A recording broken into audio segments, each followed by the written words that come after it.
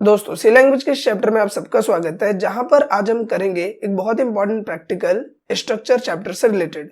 आज के इस प्रैक्टिकल में हम कुछ स्टूडेंट्स के डेटा को फीड करेंगे और ऑटोमेटिकली उन सबका डेटा एक प्रॉपर तरीके से नीचे एक फॉर्मेट में आ जाएगा। मैं आपको एक बार प्रैक्टिकली शो करता हूं। तो यहाँ हम कंट्रोल F9 करते हैं। अब यहाँ सबसे पहले पूछ रहा है इंटर आईडी, तो हमने यहाँ पे आईडी नंबर दे दिया 101, फिर हमने नेम दे दिया, हमने दे दिया राज, फिर हमने एंटर किया। इसके मार्क्स हमने डाल दिए यहाँ पे कि इसके मार्क्स है 456, ये हमने लिखा। फिर इसने पूछा आईडी नंबर दूसरे स्टूडेंट के लिए, तो हमने बोला 102, एंटर किया। नेम हमें देना है, नेम हमने दे दिया यहाँ पे मोनू, ये हमने नाम दिया, और हमने यहाँ पे मार्क्स दे दिया 564। फिर एंटर किया 103, ये हमने लिखा, एंटर किया। यहाँ पे हमने नाम दे दिया कपिल, और एंटर किया। हमने यहाँ पे मार्क्स दे दिया हमने 478। फिर हमने यहाँ पे चौथी आईडी दी 104, इंटर नेम हमने नाम दिया यहाँ पे सोनू, और फिर एंटर करेंगे। मार्क्स हमने दे दिया यहाँ पे 654, और फिर हमने लास्ट आईडी दी। जैसा मैंने बताया 5 बच्चों को डेटा हमें मेंशन करेंगे, तो 105 किया। नेम हमने डाल दिया यहाँ पे, क्या डाले हम, राजीव डाल देते हैं, तो राजीव हमने डाला, और यहाँ पे हम मार्क्स डालेंगे 546। जैसे ही मैं एंटर करूंगा, ये 5 लोगों का डेटा जो मैंने इंसर्ट किया ये प्रॉपर तरीके से आ जाएगा। Date of all the candidates यहाँ पे ये आ गया, आईडी नंबर 101 और उनका नेम, ये सारी चीजें यहाँ पे मेंशन हो गई। तो अब यही चीज आज के इस प्रैक्टिकल में हम करने वाले हैं। यहाँ पे आईडी के साथ में डबल डी आ गया, वो गलती से मैंने वहां पे लिख दिया होगा। जैसे कि यहाँ पे भी अगर हम नीचे चेक करेंगे तो यहाँ मैंने डबल डी एक्स्ट्रा डाल दिया है गलती से, ये रहा। तो इसको हटा देंगे तो फिर ये नॉर्मल तरीके से आ जाएगा। तो यही चीज आज के इस प्रैक्टिकल में आप समझोगे कि ये प्रैक्टिकल हम कैसे करेंगे। और एक बात के लिए दोस्तों आप सबको सॉरी कि वीडियो बहुत ही लेट आ रही है। कुछ मेरे पर्सनल वर्क थे, इंस्टीट्यूट के वर्क थे, जिसकी वजह से मैं वीडियो अपलोड नहीं कर पा रहा था। लेकिन अब मैं कोशिश करूंगा कि हर 1-2 दिन में मैं एक वीडियो अपलोड जरूर करूं। तो बिना किसी देर के शुरू करते हैं इस वीडियो को। तो अब यहाँ पे सबसे पहले हम क्या करते हैं कि इसे हटाते हैं, बिल्कुल ब्लैंक करते हैं, ताकि स्टार्टिंग से मैं आपको कोड बता सकूं। तो यहाँ पे हम फाइल में जाएंगे और इसे हम कर देंगे न्यू, बिल्कुल नया आ गया यहाँ पे। अब सबसे पहले आपको बताइए कि कोडिंग शुरुआत हम कैसे करते हैं कि #include studio.h, फिर हमने डाला #include conio.h। अब ये चीजें क्या है, ये लाइब्रेरी है प्री डिफाइंड फंक्शन को कॉल करने के लिए। जो लोग नए हैं हमारे चैनल पे उनके लिए इंफॉर्मेशन है। तो ये चीज जो इंक्लूड स्टूडियो कॉन्यो हमने यूज किया है, ये होती है लाइब्रेरी, ठीक है। अब यहाँ पे सबसे पहला काम हम क्या करेंगे, हम बनाएंगे एक स्ट्रक्चर कि हमें डेटा कैसा कॉल करना है, उस पर जो डेटा हमें चलाना है, बार बार डेटा को रिसीव करना है, तो उसका एक फॉर्मेट हमें रेडी करना पड़ेगा। तो आपको मैंने बताया था कि स्ट्रक्चर का कीवर्ड क्या होता है, स्ट्रक्ट। तो ये इसका कीवर्ड हुआ। इसके बाद इसका हमें क्या एक डेटा टाइप या नाम लेना है हमें, तो हमने नाम ले लिया यहाँ पे स्टूडेंट, क्योंकि हम स्टूडेंट के डेटा कॉल कर रहे हैं तो उन्हीं के नाम से हमने ले लिया। अब यहाँ पे सबसे पहली चीज आप क्या पिक करने वाले हो, यहाँ पे आईडी, राइट। तो अब यहाँ पे सबसे पहले हम पिक करेंगे आईडी, तो मैंने यहाँ दे दिया इंट आईडी, यानी उसका डेटा टाइप, क्यों कैसा डेटा है जो आईडी हम लेंगे वो 1 2 3 के फॉर्मेट में होगा, तो उसका फॉर्मेट क्या हुआ, डेटा टाइप क्या हुआ, इंट। इसके बाद दूसरे नंबर पे हम लेंगे नाम, तो नाम के लिए हमने ले लिया कैर, और क्योंकि एक स्ट्रिंग है तो हमने यहाँ पे नेम लिखा, और मतलब नाम, फादर्स नेम, जो भी आपको लिखना है लिख सकते हो। कैर इंपॉर्टेंट है, वो डेटा टाइप है, तो ये हमने लिखा। और मैक्सिमम कितने कैरेक्टर लोगे आप एक नाम में, तो वो हमने यहाँ पे डाल दिया कि मैक्सिमम 20 कैरेक्टर्स मैं लेने वाला हूँ। इसके बाद हमें यहाँ पे देने मार्क्स, तो इंट लिया और मार्क्स का हमने एक लेके ये शो कर दिया। तो ये जो हमारा स्ट्रक्चर का कीवर्ड मतलब फॉर्मेट है वो यहाँ पे रेडी हो गया। अब इसके बाद बात करते हैं हमारे मेन फंक्शन पे। तो हमने बनाया मेन फंक्शन, और इसमें अपनी जो कोडिंग है वो हम लिखना स्टार्ट करेंगे, ठीक है। तो सबसे पहले जो इसका फॉर्मेट है, यानी कि क्लियर स्क्रीन, वो हम यहाँ पे लिख देते हैं, ताकि जितनी बार भी मैं इसे कंपाइल करूं बिल्कुल खाली से शुरू हो ये, और गेट ch, ताकि स्क्रीन को होल्ड कर सके। ये चीज आपको पता ही होंगी। अब यहाँ पे सबसे पहले हम क्या करेंगे कि अपने स्ट्रक्चर को यहाँ डिक्लेयर करेंगे। तो स्ट्रक्चर को डिक्लेयर करते हैं, लिखा हमने स्ट्रक्ट, और नाम क्या है हमारे स्ट्रक्चर का, स्टूडेंट। और इसके लिए हमें लेना एक वेरिएबल, यानी कि स्टूडेंट क्या है, मान लो एक डेटा टाइप बना दिया हमने अलग से, जिसमें ये 3 चीजें मेंशन है। अब इसके अंदर ये तीनों चीजें जो चलेंगी, तो इसके लिए हमें लेना पड़ेगा एक नाम, यानी एक वेरिएबल। तो वो मैंने ले लिया एक वेरिएबल s, और इसके अंदर देना होता है कांस्टेंट वैल्यू। कहने का मतलब ये जो स्ट्रक्चर आप कितनी बार चलाना चाहते हो, हम चलाना चाहते हैं 5 बार। तो यहाँ पे हमने क्या किया, इस तरीके से कांस्टेंट वैल्यू 5 रिप्रेजेंट किया और इसे बंद किया, राइट। अब ये जो लूप चलाएंगे हम, इसमें 5 बार चलाएंगे तो क्या यूज होगा, लूप। तो लूप को चलाने के लिए भी एक वेरिएबल चाहिए, तो यहाँ पे इंट में मैं ले लेता हूँ आई, कोई सा भी ले सकते हो, ABCD जो भी आपको लेना है, बट आई ज्यादातर यूज करते हैं तो हमने भी आई यहाँ पे ले लिया। अब यहाँ नीचे आते हैं और यहाँ पे हम अपना कोड करना स्टार्ट करते हैं। तो सबसे पहले मैंने यहाँ पे डाला प्रिंटफ किया, और प्रिंटफ में हमने डाला यहाँ पे आईडी नंबर, हमने यहाँ पे लिखा प्रिंटफ आईडी नंबर, और इसके बाद हमने ये दिया, ऐसे बंद किया इस तरह से। अब ये डेटा को क्या करेगा, ये कमांड दिया कि आईडी नंबर डालो, अब इनपुट देना यूजर को, तो इनपुट के लिए हम क्या यूज करते हैं, स्कैनफ, और स्कैनफ में हमने दिया क्योंकि इंटीजर वैल्यू है पहली, आईडी नंबर क्या है, सबसे पहला क्या डेटा लेगा वो आईडी नंबर, तो उसका क्या है वो इंटीजर है, तो परसेंटेज उसके लिए हमने डाला, और यहाँ एम% देंगे, और किसको कॉल करेगा वो जो एस का ये वैल्यू है, यहाँ पे हम आई इंडिकेट कर रहे हैं क्योंकि सबके लिए अलग अलग वैल्यू होगी। देखो एक चीज समझो पहले आप, यहाँ पे मुझे 5 लोगों का डेटा कैरी करना है, 5 लोग का डेटा उठाना है, तो सबसे पहला यहाँ पे मैंने 5 डाला है ताकि 5 लोग का डेटा आएगा।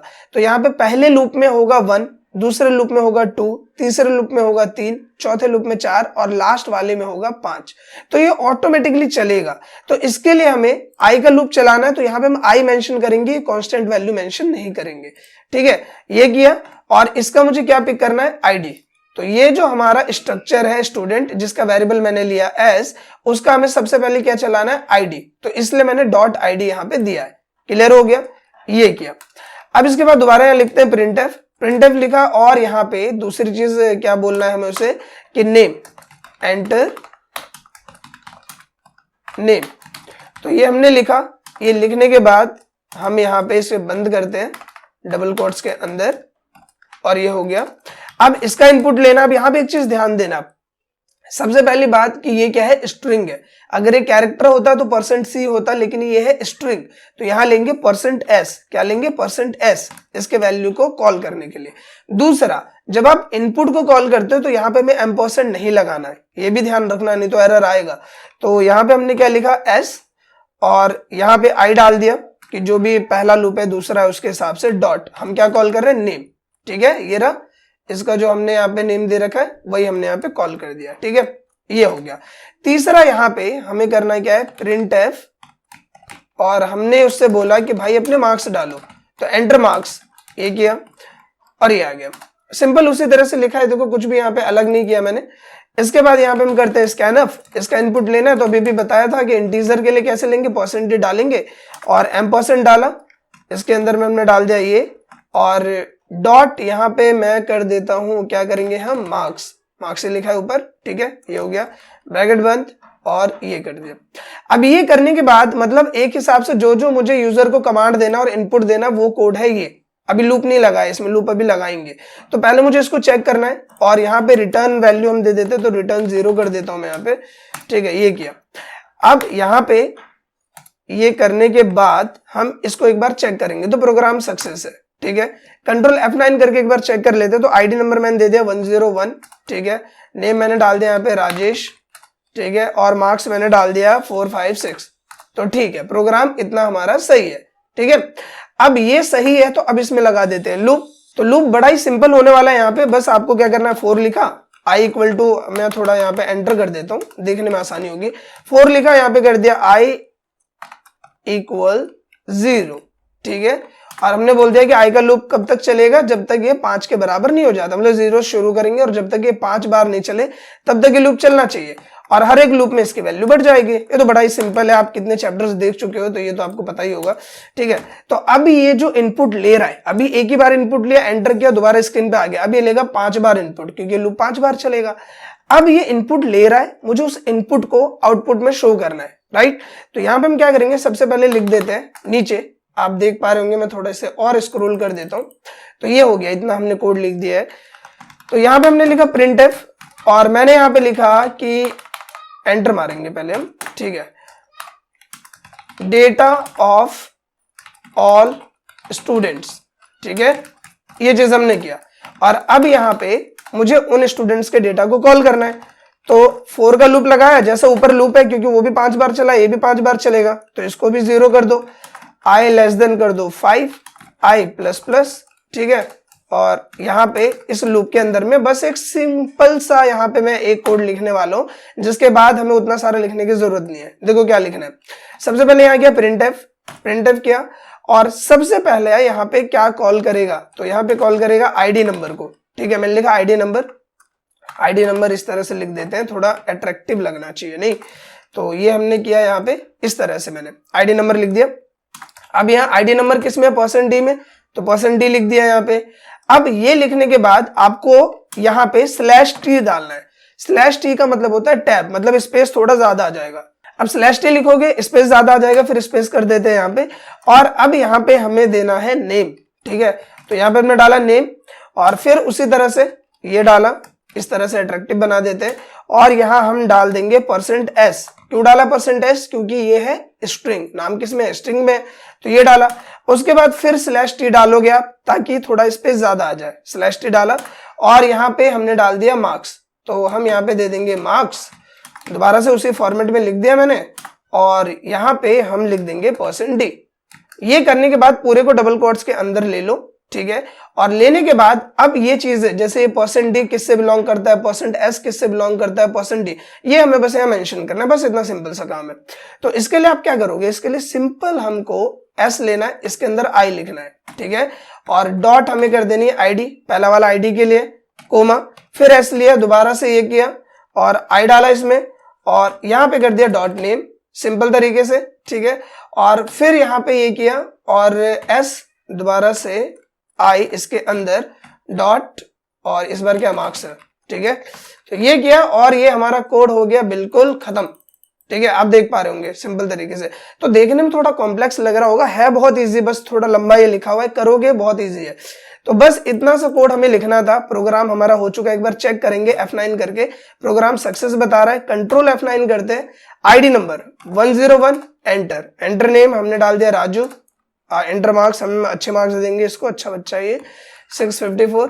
फिर आईडी नंबर हमें यहाँ पे देना है, दोबारा से मुझे स्पेस देना चाहिए था, मैंने नहीं दिया, कोई बात नहीं, अभी दे देंगे। आईडी नंबर हमें दोबारा से यहाँ पे देना है, तो हमने यहाँ पे दे दिया 102, और हमने डाल दिया मोहन, और इसके मार्क्स दे देंगे हम 434। फिर यहाँ पे आया 103, इसके बाद हमने इसका नाम दे दिया जीतू, एंटर किया, हमने मार्क्स दे दिया 567। 104 एंटर किया, नाम दे देते हैं इसका, क्या नाम दे हम, सोनू, एंटर, मार्क्स हमने दे दिया यहाँ पे 555। ठीक है, आईडी नंबर लास्ट वाला है 105, एंटर करेंगे। नाम हमने इसका क्या देना है, नाम हमने देना है इसका कप्पू। ठीक है, और मार्क्स हम दे देते हैं 546। अब जैसे मैं एंटर करूंगा, data of all the students, ID number, name, marks, ये सारी चीजें आ गई, बट थोड़ा सा गड़बड़ हो गया। अब ये गड़बड़ क्या हुआ वो मैं समझाता हूँ। पहली गड़बड़ देखो, यहाँ पे हमने क्या करा, ऊपर में कि हमें एक एंटर यहाँ पे देना था एक लूप चलने के बाद, राइट, जो हमने नहीं दिया, पहली गलती। ठीक है, और दूसरा हमें यहाँ पे भी एंटर देना था। अब इसके लिए बस सिंपल सा काम क्या करना है, देखो यहाँ पे आना है, यहाँ पे आपको देना है /n, बस इतना सा, यहाँ पे /n दिया, इसका टेंशन खत्म। अब ये करने के बाद ये जो ऊपर वाला आईडी नंबर मैंने दिया है, यहाँ पे बस मुझे /n देना है, बस यहाँ पे, ये सिर्फ इतना सा काम करना है। अब इसे करेंगे, देखो बिल्कुल सही तरीके से आएगा। दोबारा कंट्रोल F9 करते हैं, और यहाँ पे 101 किया, राजू लिखा, मार्क्स हमने डाल दिया 546, एंटर, देखो गैप आ रहा है। इसी तरीके से मैं सबका यहाँ डेटा फीड कर देता हूँ। तो अभी यहाँ पे इतना सबका डेटा लिख दिया, लास्ट वाला भी मैं फीड ही कर रहा हूँ। तो यहाँ पे हमने डाल दिया जय, और एंटर मार्क्स हमने डाला यहाँ पे, तो एंटर मार्क्स हमारा क्या है, यहाँ पे मार्क्स 765, एंटर, सामने।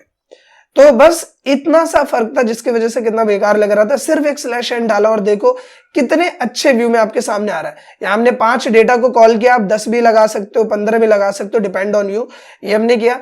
और data of all the students, ID number, name, marks आपके सामने।